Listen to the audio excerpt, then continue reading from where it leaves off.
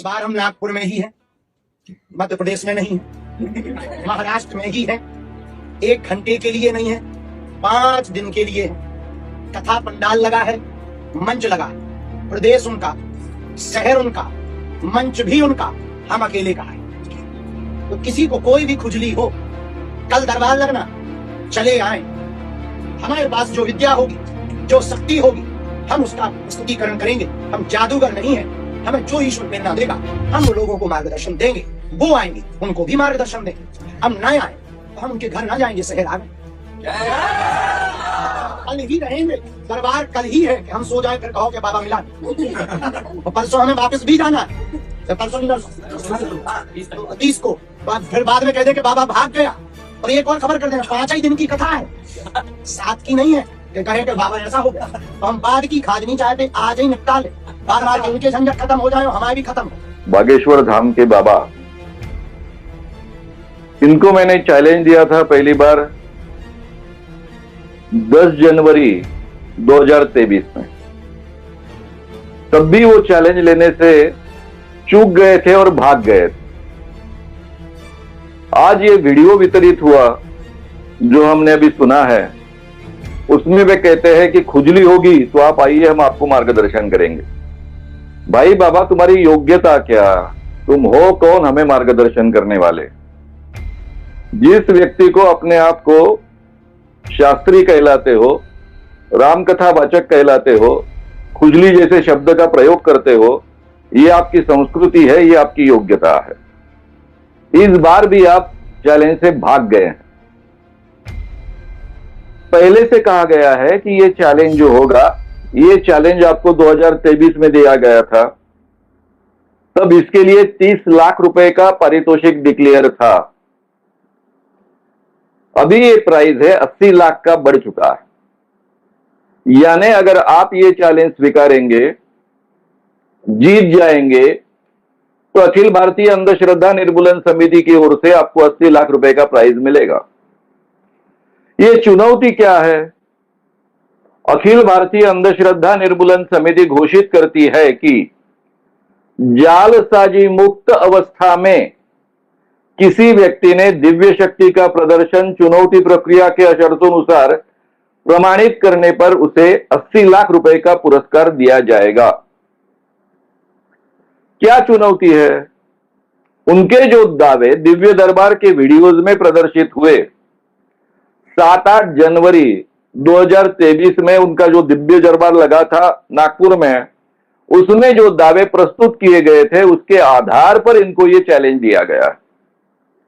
उनका दावा है कि कोई भी भक्त जब उनके सामने आता है तो उस व्यक्ति का नाम, उसके पिताजी का नाम, उसका सरनेम, उसकी उम्र और इतना ही नहीं तो उसका फोन नंबर भी उनको अपने आप पता चलता है। ये उनका दावा रहा है।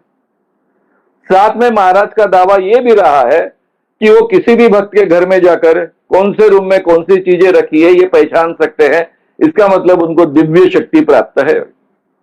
ये दोनों चीजों के लिए उनको आह्वान दिया गया था, जो आज भी कायम है और आगे भी चलकर कायम रहने वाला है। जब तक वो जिंदा रहेंगे और अखिल भारतीय अंधश्रद्धा निर्मूलन समिति जिंदा रहेगी, तब तक ये आह्वान कायम रहेगा।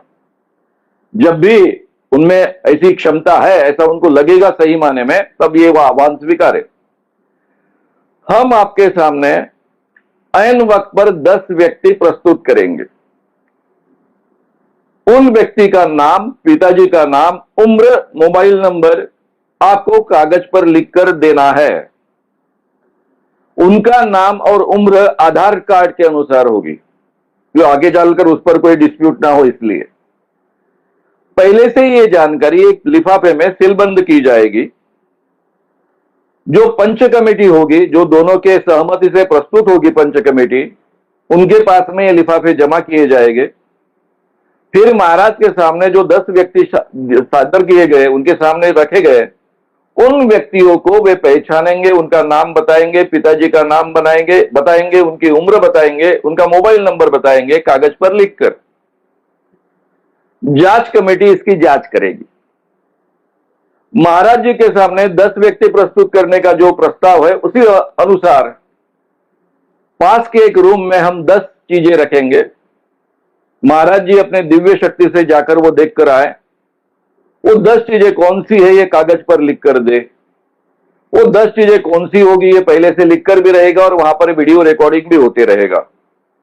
यानी महाराज अगर सूक्ष्म देह से वहां पहुंचते हैं और देह के साथ में पहुंचते हैं तो वो भी रिकॉर्ड हो जाएगा कि भाई ये भैया देह यहां बैठे हैं लेकिन अपना देह लेकर वहां भी जाते हैं, दूसरे रूम में भी जाते हैं, देखकर भी आते हैं, ये भी उसका प्रूफ हो जाएगा।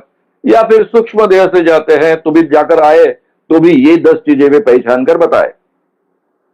ये दोनों चुनौतियां अगर 90% सही है तो ये चुनौती फिर से एक बार कंडक्ट की जाएगी। महाराज जैसे जादूगर नहीं है, वैसे भी हम कच्चे चेले नहीं हैं। 44 सालों से 44 ईयर से अखिल भारतीय अंधश्रद्धा निर्मूलन समिति काम कर रही है। सैकड़ों बाबाओं का भंडाफोड़ किया है, उनको भगाया है, आप भी उनमें से एक हो। इसलिए हम भी कच्चे चेले नहीं हैं। इसलिए हम कहते हैं कि ये चुनौती 2 बार होगी। पहले से ये शर्तें आपके सामने रखी गई थी, 2023 में रखी गई थी, वही शर्तें अब रिपीट कर रहे हैं। इसके लिए नागपुर में 3 दिन पहले प्रेस कॉन्फ्रेंस हुई थी।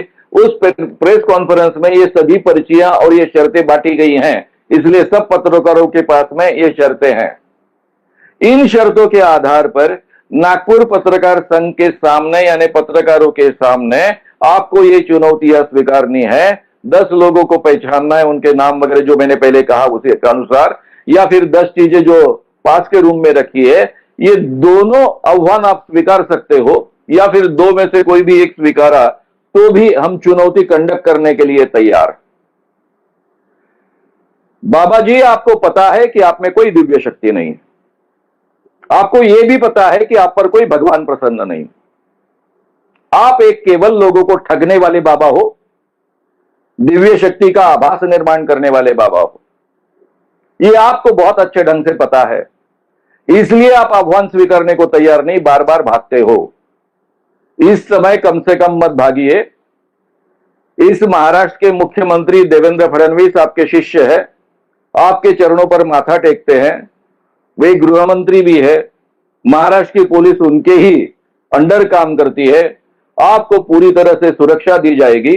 पत्रकारों के सामने ये चुनौती स्वीकारिए, कंडक्ट कीजिए, ये चुनौती में हिस्सा लीजिए और फिर अपने आप को सिद्ध कीजिए। नहीं तो आप लोगों को ठगने वाले एक बाबा हो, इसके अलावा आपका कोई भी पहचान बचेगी नहीं।